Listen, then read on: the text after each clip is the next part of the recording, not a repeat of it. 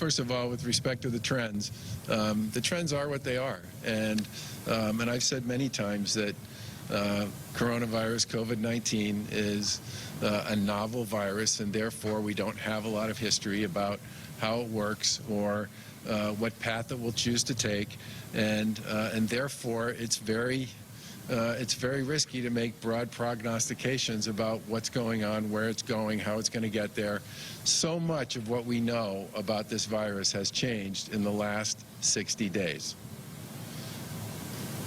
Some people might even say that everything we know about this virus has changed in the last 60 days. So when I say here that we have seen encouraging trends, that's because I'm talking about the past. I'm not going to speak to the future. The future is going to be what it's going to be.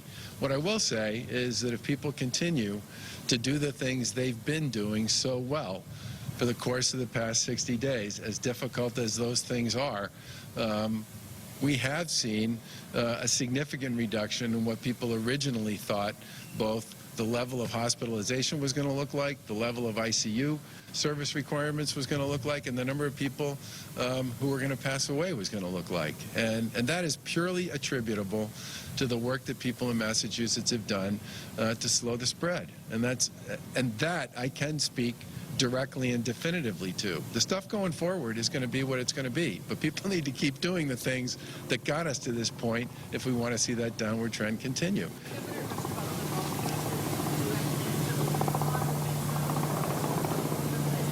So we've been looking at, first of all, some folks came in and did talk to the advisory board. I think that was a good meeting.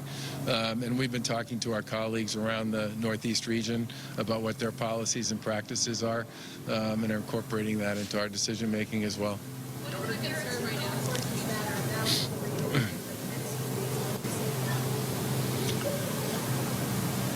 now? Let's hope and anticipate that people don't start breaking the law. That would be a bad thing.